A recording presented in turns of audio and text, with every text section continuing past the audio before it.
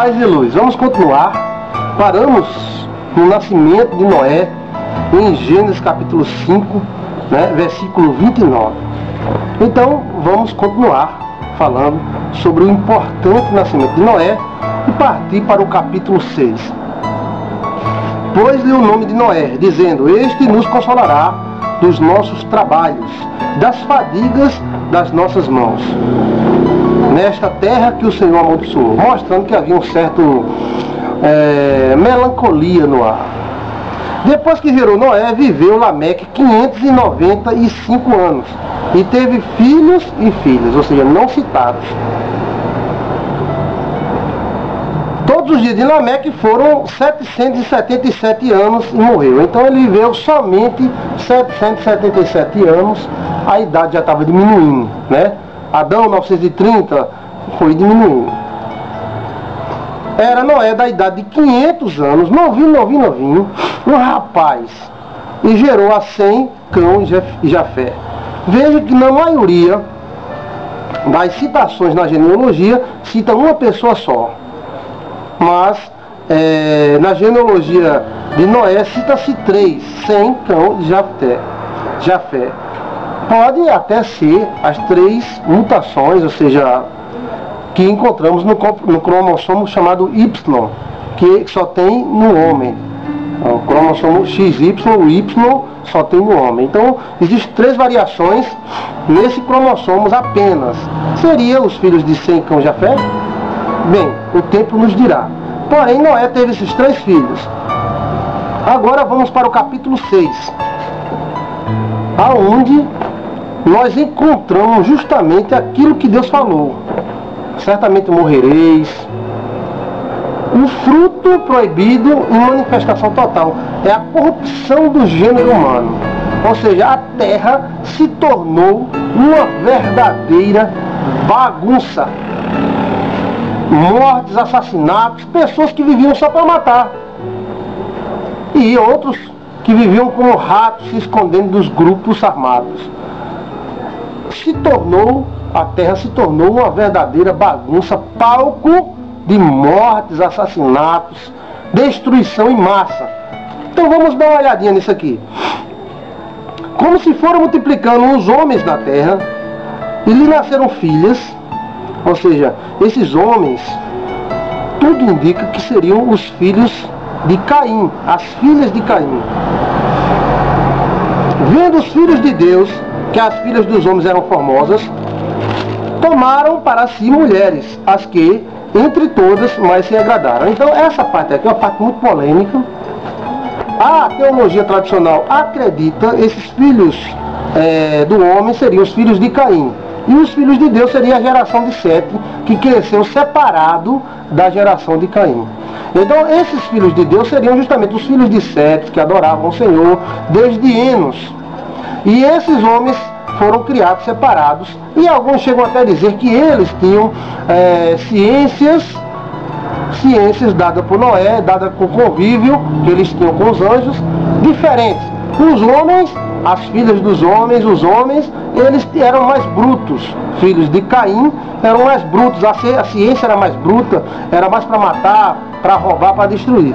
Então, os filhos de Caim viram que as filhas de Sete eram bonitas, filhas de Deus, Os filhos de Deus eram formosas. Então, os filhos de Caim tiveram filhas lindas.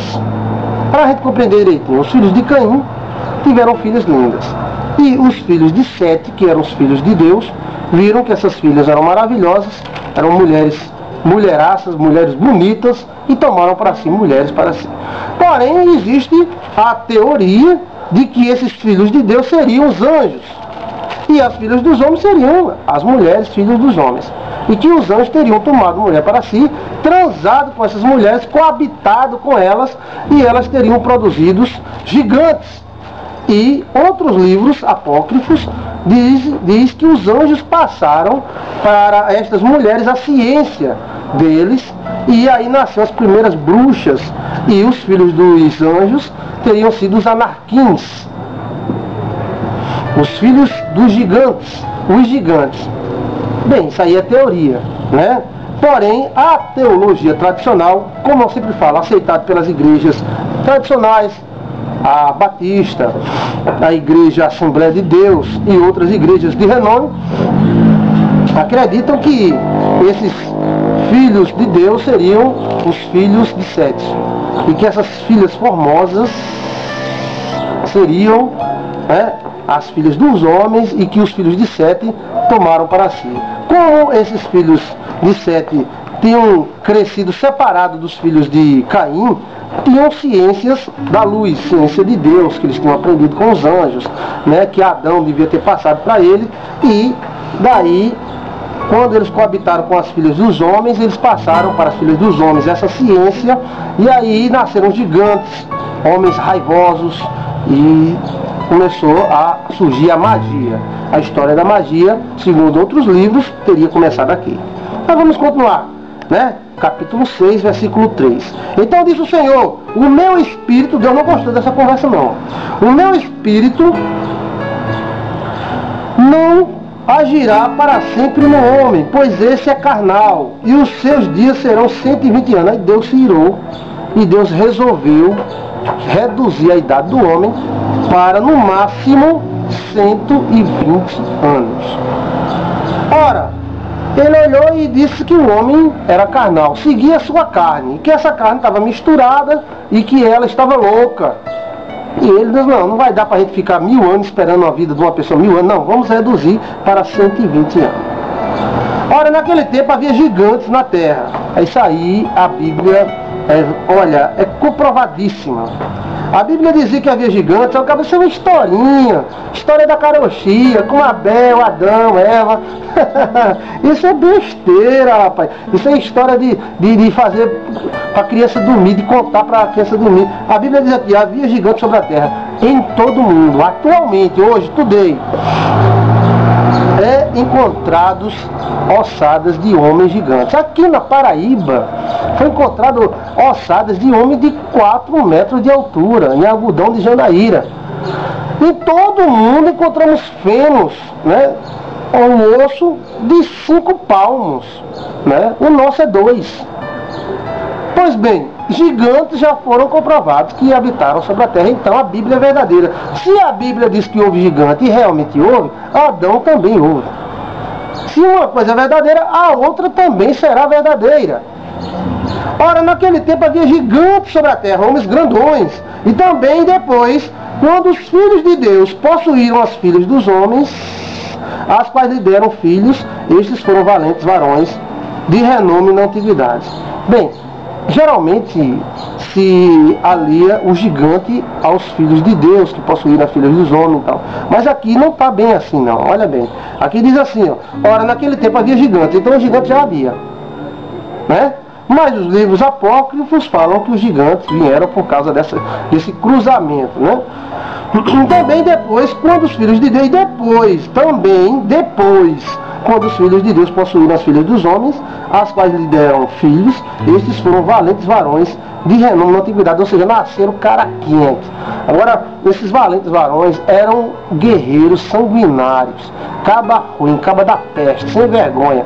Ou seja, caba queria matar, e eu vou me acordar hoje. Ai, não matei ninguém ainda, vou matar. Eu me acordei agora, quem é que eu vou matar? Qual é a tribo que eu vou matar? Então esses caras, eles viviam para matar, eles eram raivosos, homens que enfrentavam exército, um homem enfrentava 20, 30 homens, ou seja, eram valentes varões de renome na antiguidade. Aquelas histórias realmente aconteceram. Homens com capacidades de movimento, homens com altura muito grande, homens com força como Sansão, Mas na antiguidade deve ter acontecido muitas Sansões, homens que toravam uma corrente, homens que pulavam metros de altura e ninguém conseguia pegar esse cara, que ele pulava para lá, pulava para cá. Então, daí dá para nossa imaginação de escritor, ver e observar que destes varões de renome da antiguidade poderiam ter várias capacidades.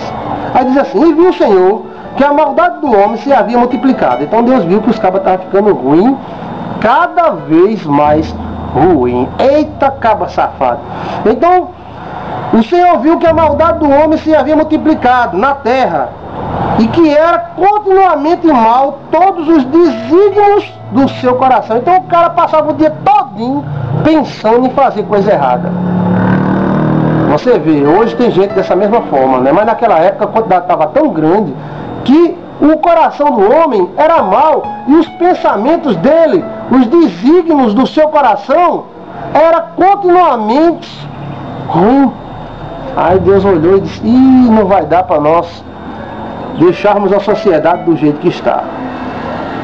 Então se arrependeu o Senhor de ter feito o homem na terra, e isso lhe pesou o coração.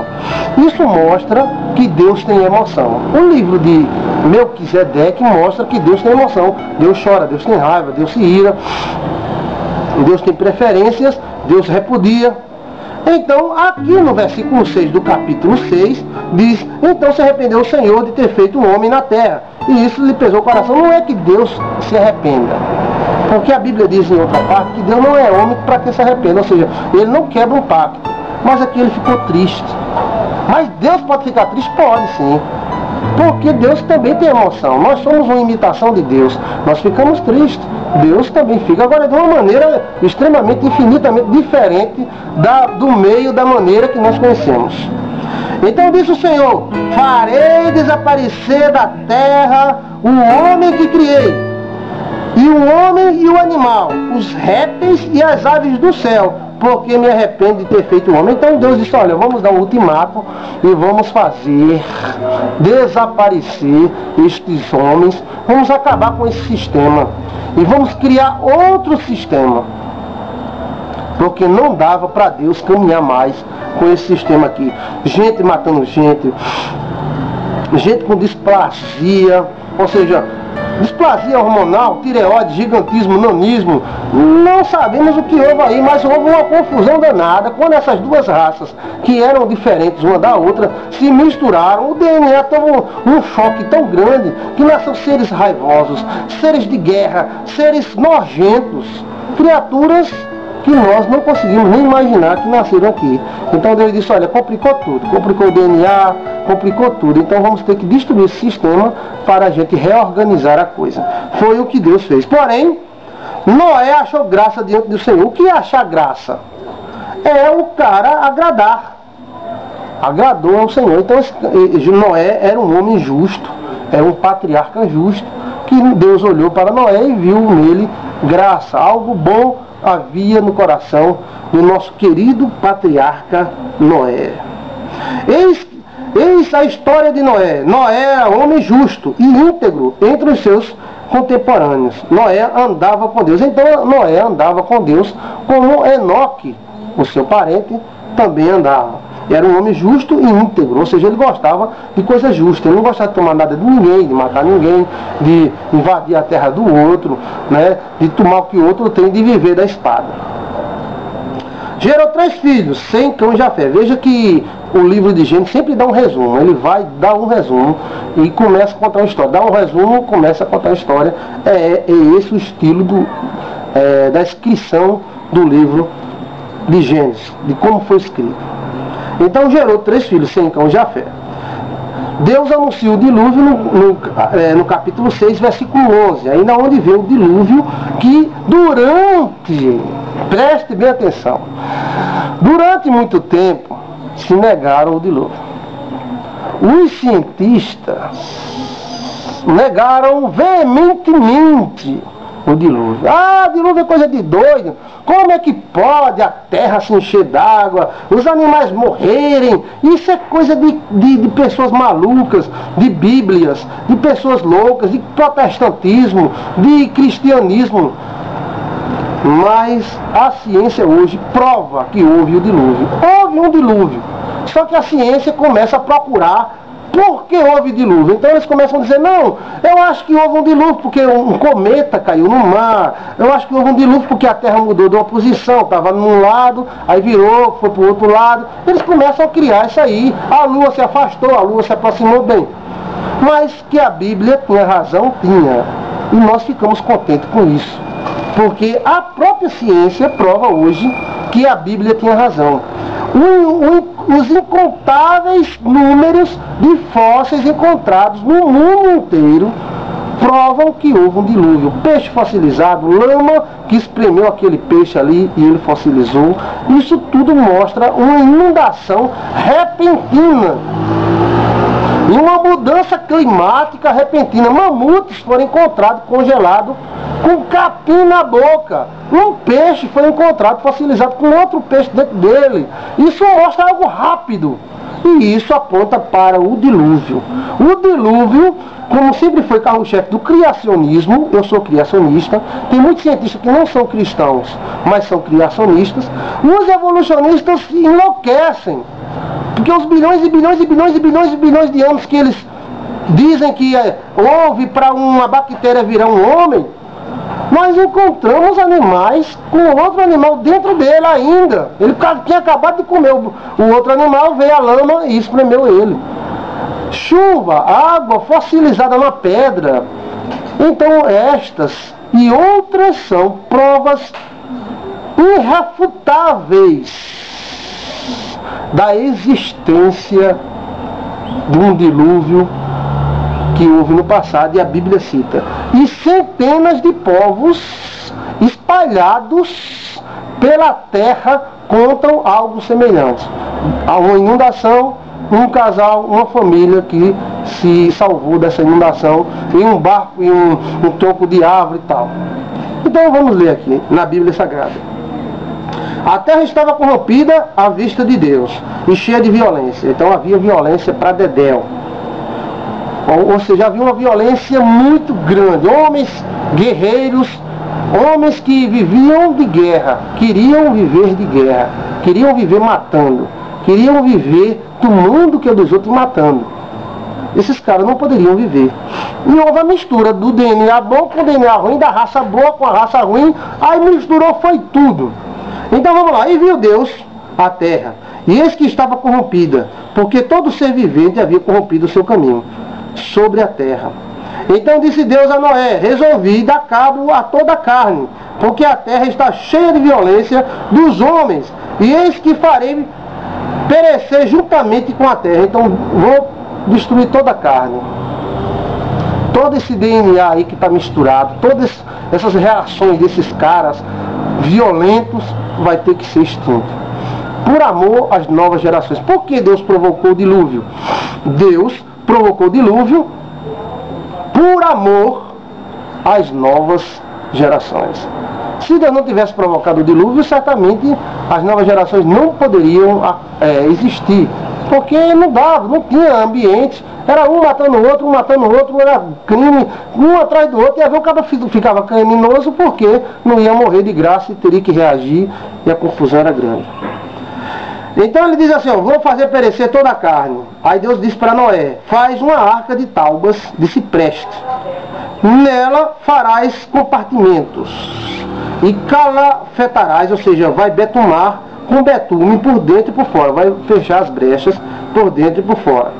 Isso também tem um sentido espiritual, né? Você tem que fechar as brechas por dentro e por fora, ou seja, dentro do seu coração, das suas emoções, você tem que fechar as brechas. E por fora também, ou seja, nas suas atitudes, você tem que ter uma atitude que não comprometa a sua vida. Você não pode permitir que ninguém entre na sua vida e estrague. Se você permitir, depois você não pode reclamar. Você permitiu, está permitido. Então devemos betumar a nossa vida com a palavra de Deus, por dentro e por fora. Vamos lá. Deste modo a farás, de 300 côvados será o comprimento, de 50 a largura, e a altura 30. Farás o seu redor uma abertura de um côvado de alto. A porta da arca colocarás lateralmente, farás pavimentos na arca, um embaixo, e um segundo e um terceiro. Então teria 3 andares, né? Porque estou para derramar águas em dilúvio sobre a terra para consumir toda a carne em que há fôlego de vida debaixo dos céus. Tudo o que há na terra perecerá. Então aí foi o anúncio do dilúvio. Mas alguém pode perguntar, esta arca caberia tantos animais, já que existem milhões de animais, Então, vamos fazer um estudo só sobre a arca. Mas nesse comentário aqui que estamos comentando, podemos garantir para você, caberia sim.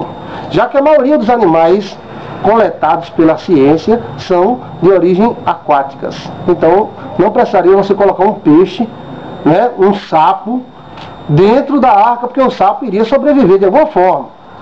O peixe é o ambiente dele, a água. Você não iria colocar uma baleia, um golfinho. Então aí já se tira milhares de animais que não era necessário colocar na arca. Também a Bíblia diz, e você vai ler comigo, que Deus trouxe os animais. Então Deus trouxe os animais através do DNA, e Deus não precisaria trazer um elefante adulto. Deus traria um elefante jovem, uma criança, um menino, né? Um elefante jovem. Deus também não precisaria trazer uma girafa adulta. Precisaria de um casal de girafas novas. Até por causa da resistência, ficaria bem melhor. Vários estudos sobre a arca já foram feitos e chegaram à conclusão que esta arca e essa descrição dita por Deus para Noé é de uma arca perfeita, chegando até a capacidade que ela não iria virar, e se ela virasse, ela retornaria à posição original. Era uma arca com vários compartimentos que caberiam todos os animais, os DNAs, né, completos. E por exemplo, o gato. Deus iria colocar o gato dentro da arca, mas não precisaria colocar um gato preto, um gato amarelo, um gato azul, um gato branco. Colocaria um casal de gato, e esse casal de gato iria reproduzir e realmente produzir todas as demais raças de gatos. Cachorro, Deus não precisava botar um pitbull, um pastor alemão. Não, ele colocaria uma família de cachorro. Então iria nascer o grande cachorro e aqueles cachorrinhos pequenininhos, chihuahua e tudo mais. Esta é uma história fantástica. Então ele disse que estava para derramar o dilúvio sobre a terra, para fazer perecer toda a carne. Aí lá vem outra pergunta. Esse capítulo 6 é interessante. Olha só, ainda estamos no capítulo 6. Da onde viria tanta água para cobrir a terra? 3/4 da terra, ou 3/5 da terra é coberto por água. E como é que toda esta água cobriria todo o planeta até a mais alta montanha? Bem, águas subterrâneas. E a época onde houve dilúvio era uma época diferente da época de hoje. Onde alguns continentes que nós temos hoje poderiam não existirem, e depois passou a existir. Os oceanos poderiam ter mudado de lugar, e a ciência hoje diz isso. É que os oceanos mudaram de lugar, porque a Terra era para um lado, depois virou para o outro, e então houve dilúvio e tal. Aí lá vem outra pergunta. O dilúvio foi universal ou foi só naquela região? Claro que foi universal.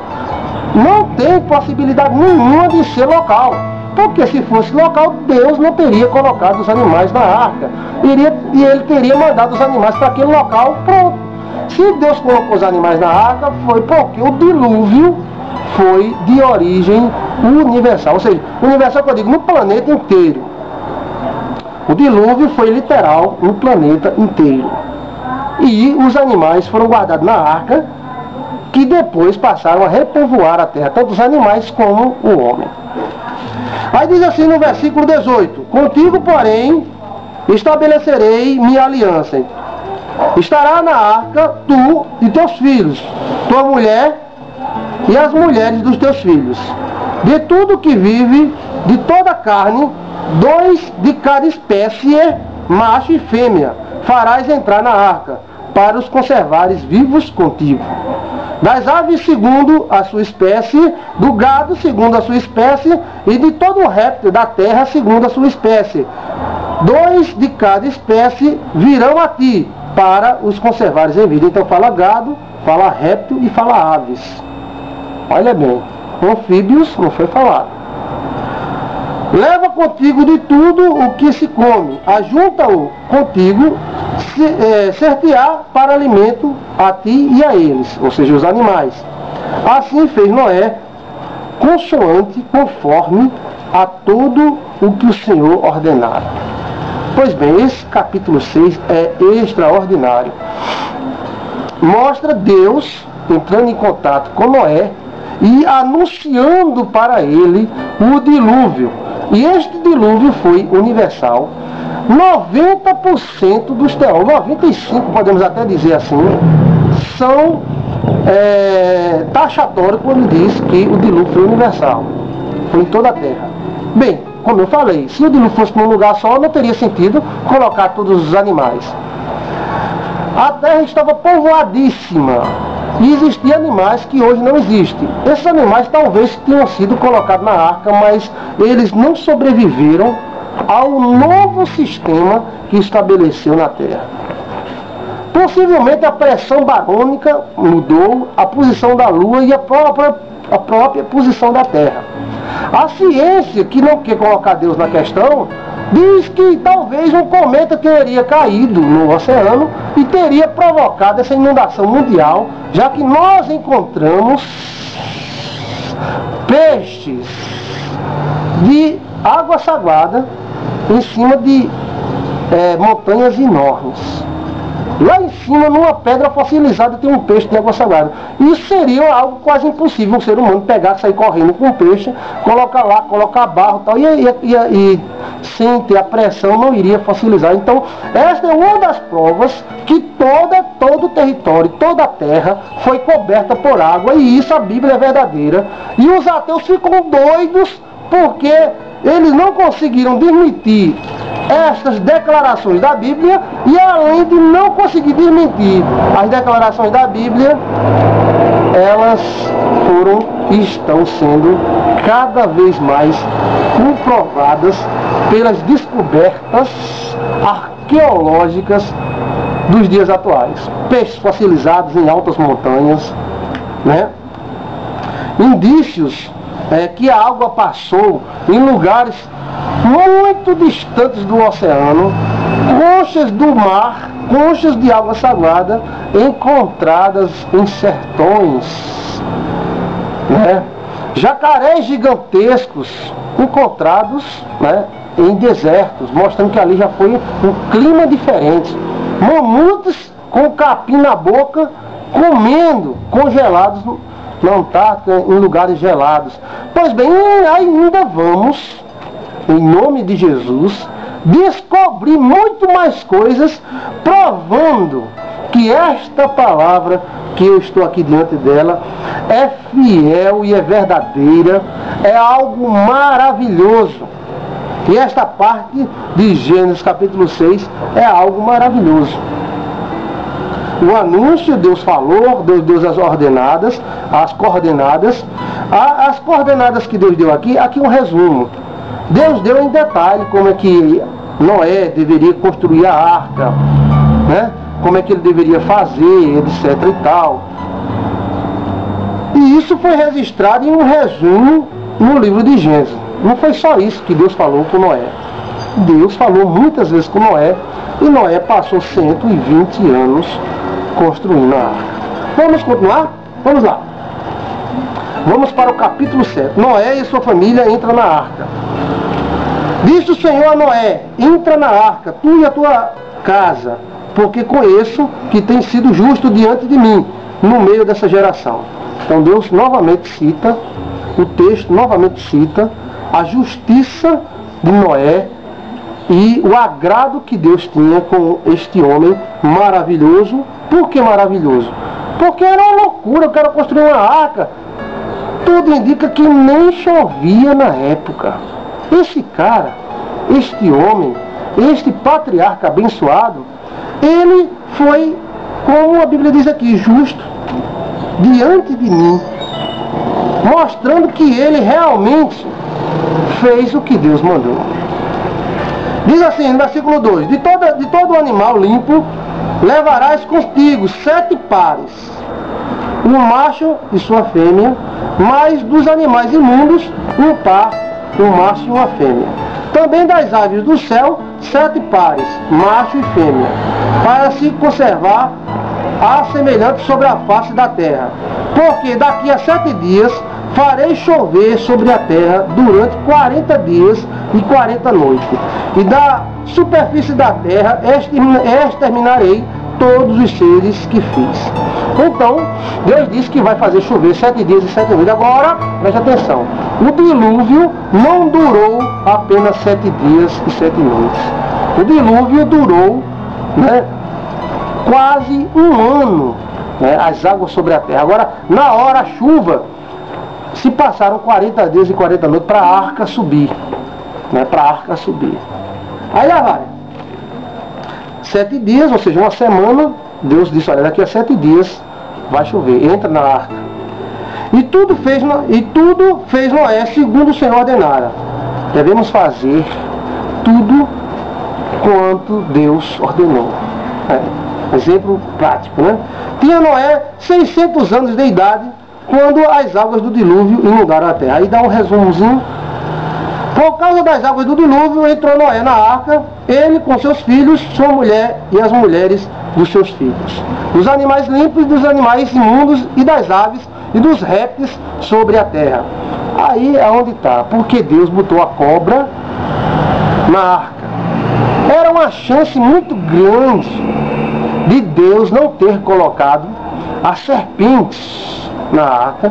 Quantas pessoas Deus não teria poupado a vida não colocando a serpente dentro da arca? Mas a serpente tinha direitos. Por isso que Deus teve que colocar a serpente. Das mais venenosas Deus colocou, porque ela é um ser vivo. Deus, como supremo juiz, sabia que a serpente tinha o direito de viver como os outros animais tinham direito, ela também tinha o direito de viver. Interessante, né? Entraram para Noé na arca de 2 em 2, macho e fêmea, como Deus lhe ordenara. Então entraram.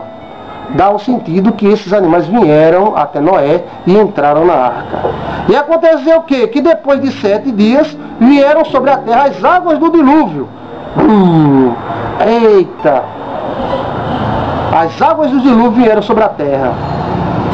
No ano 600 da vida de Noé, aos 17 dias do 2º mês, neste dia romperam-se todas as fontes do grande abismo, e as portas do céu se abriram. Essas fontes do grande abismo, nós não sabemos o que é. Um diz isso, diz aquilo, um diz que é geisos que estouraram, água, né? Outros dizem que era uma espécie de oceano, que a parede estourou e ele invadiu. Outros acreditam que o lugar onde Noé estava era baixo e havia água, né, acima, então houve rompimento, então um grande abismo. Outro diz que havia um grande abismo, era um oceano, e a fonte desse oceano estourou, ou seja, o oceano subiu, como houve lá no Japão, houve uma inundação, então a fonte, o oceano subiu. No dia 600 da vida de Noé, no ano 600 da vida de Noé, aos 17 dias do 2º mês, se romperam todas as fontes. Então havia fontes, geisos, né, que estouraram, e as fontes do grande abismo, que seria o oceano que subiu, algo parecido que nós não temos a certeza. E houve copiosas chuvas sobre a terra durante 40 dias e 40 noites. Nós encontramos hoje grandes cânions, como o Grande Canyon nos Estados Unidos, né? E isso foi de uma chuva danada que veio, e veio com muita força. E outros acham que esse Grande Canyon aconteceu justamente quando a água subiu e depois a água baixou, então se formou esses grandes canyons. Mas pode ter a certeza, houve inundação e houve muita chuva, chuva para dedéu. Nesse mesmo dia, entraram na arca Noé, seus filhos Sem, Cão e Jafé, e sua mulher e as mulheres dos seus filhos, e eles e todos os animais segundo a sua espécie, todo gado segundo a sua espécie, todo réptil que rasteja sobre a terra segundo a sua espécie, todas as aves segundo a sua espécie, todos os pássaros segundo a sua espécie, e tudo que tem asa.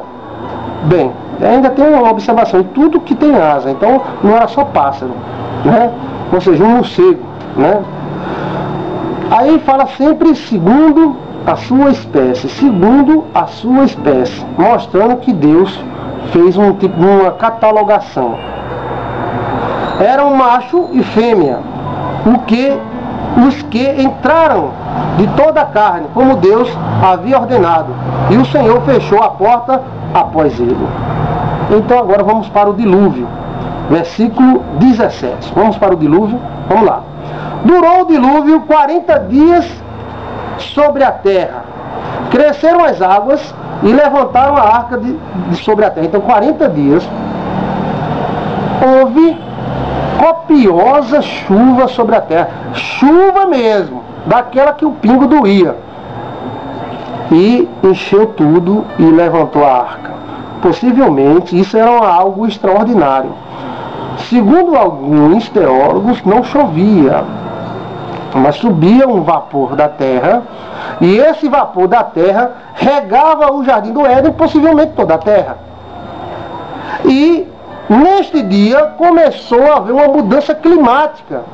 Ou seja, de vapor passou a vir de cima chuva. Eles não esperavam chuva de cima, eles esperavam vapor. Fontes do grande abismo, águas subterrâneas. Hoje nós encontramos cavernas enormes debaixo da terra, através de estudos, né, fendas enormes, e essas fendas hoje estão vazias, umas cheias e outras vazias. Possivelmente essas fendas tenham estourado gejos, né, tenham estourado e a água tinha vindo para cima. Houve uma mudança na pressão da terra e esta água subiu. Então durou 40 dias e 40 noites, cresceram as águas, levantaram a arca de sobre a terra. Predominaram as águas e cresceram sobre a terra. A arca, porém, vagava sobre as águas. Então a água batia nas águas, as ondas, levava a arca para um lado e para outro. Que obra extraordinária de engenharia que até hoje é imitada pelos barcos de grande proporção no mundo. Prevaleceram as águas excessivamente sobre a terra, então cresceram, houve um grande cataclisma, animais morreram. Eu tenho certeza que pessoas também pegaram barcos. Disseram, peraí, Noé não vai escapar sozinho não. Vamos pegar meu barco aqui e tal. Mas os barcos deles não eram suficientes para aguentar o movimento das águas. Outros se agarraram em troncos, outros animais nadavam desesperados. Tem citações em povos incas e maias, astecas, mostram animais e homens nadando desesperados, outros correndo para montes altos, lugares altos, enquanto a água subia, eles correndo desesperados, mas não dava para escapar, a tal ponto que a onda, você vê no Japão, que houve um lugar extremamente aperfeiçoado, a onda veio e destruiu tudo e não pediu nem com licença. Então, naquela época os homens correndo, eu acredito que tinha muita gente, não, vou no meu barco, e o barco virou, não deu para aguentar. E pode ser até que algum barco, o cara disse, não, ele está fazendo um barco grande, eu vou fazer um pequenininho para mim e para minha mulher. Até que tenha acontecido, aí é uma questão de especulação. Mas o dilúvio durou 1 ano. E 1 ano o cara com fome não aguenta, fome, sede, não aguenta. Nem tanto sede, né? Porque havia muita água, mas principalmente fome. Então, predominaram as águas e cresceram sobre a terra. A arca, porém, vagava sobre as águas. Prevaleceram as águas excessivamente sobre a terra e cobriram todos os altos montes que haviam debaixo do céu. Isso antigamente era motivo de piada. Os cientistas olhavam e diziam, isso é mentira, tal. Hoje eles ficam calados. Cientistas, Deus não é contra a ciência, Deus é ciência também. Encontramos animais fossilizados em altas montanhas, peixes fossilizados em altas montanhas, provando que o dilúvio chegou às mais altas montanhas do mundo. 15 côvados acima deles prevaleceram as águas e os montes foram cobertos. Pereceu toda a carne que se movia sobre a terra, tanto de aves como de animais domésticos e animais selvagens, e de todos os enxames de criaturas que povoavam a terra, e todo homem morreu. Tudo que tinha fôlego de vida em suas narinas, tudo que havia em terra seca morreu. Assim foram exterminados todos os seres que haviam sobre a face da terra, o homem e o animal, o réptil e as aves do céu foram extintos da terra. Ficou somente Noé e os que com ele estavam na arca. E as águas duraram 150 dias, predominaram sobre a terra. Esses 150 dias foi que a água ficou subindo, né? aquele movimento todo, mudando montanha. Montanha subia, montanha descia, né? Montanha virava vale, e vale criaria uma montanha. Os montes, a maioria dos montes não são frutos de erosão. A maioria dos montes são frutos de elevação de terra. Alguma coisa empurrou ela lá de baixo e a montanha subiu.